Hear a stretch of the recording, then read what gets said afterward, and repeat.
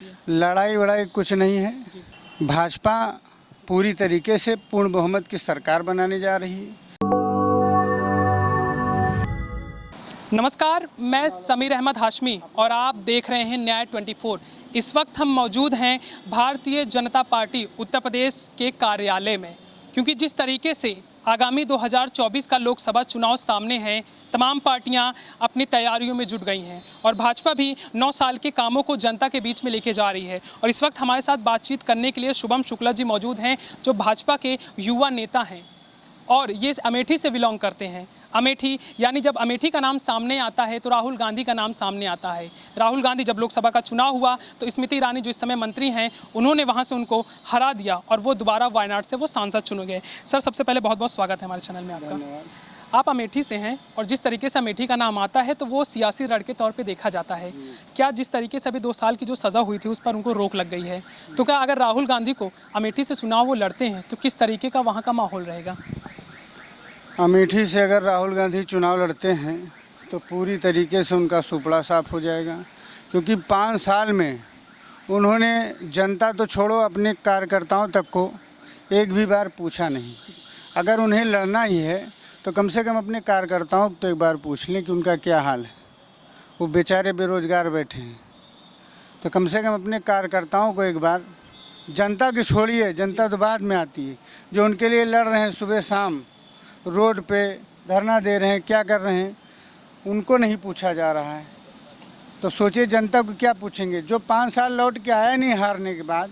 स्मृति ईरानी चुनाव हारी 2014 में, लगातार बनी रही, पूरी 5 साल मेहनत की उन्होंने, और यहाँ तक कि स्मृति ईरानी ने खुद नल चलाकर, मंत्री होते हुए भी नल चलाकर, एक जगह आग लग गई थी, उस आग को भी बुझाया उन्होंने। मतलब जिस तरीके से वो जनता के साथ उनका जुड़ाव है, अमेठी में जो लगाव है, जो प्रेम है उनका, उसकी आप तुलना नहीं कर सकते। राहुल गांधी का जस्ट उल्टा है जी।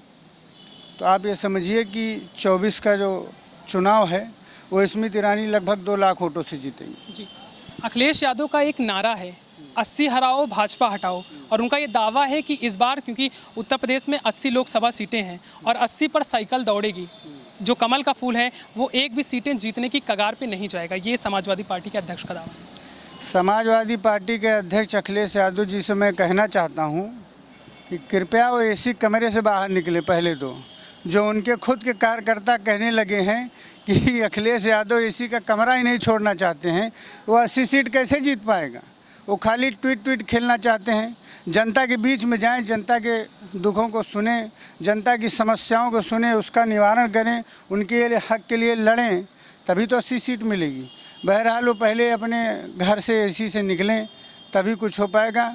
मुझे तो नहीं लगता है। पिछली बार तो उनको बहन जी के साथ उन्होंने गठबंधन किया था तो कुछ सीटें पा गए थे, अब की तो वो भी नहीं मिलेंगी जी। जैसा कि आपने गठबंधन का जिक्र किया है, तो महागठबंधन तैयार है। उसका नाम पहले पीडीए था, अब वो इंडिया कर दिया गया है और उसके जस्ट सामने एनडीए गठबंधन है। तो चुनौती के तौर पर अगर प्रधानमंत्री मोदी के सामने राहुल गांधी का चेहरा विपक्ष प्रेजेंट करता है तो कितनी लड़ाई इसको टक्कर की मानी जा सकती है? लड़ाई वड़ाई कुछ नहीं है।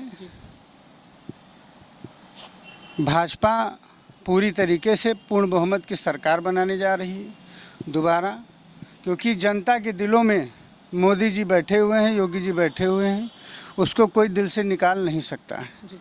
और आने वाले चुनाव में इंडिया भी हमारे साथ है और एनडीए भी हमारे साथ है। एनडीए के साथ इंडिया है, तो उनके इंडिया से कोई फर्क नहीं पड़ने वाला है।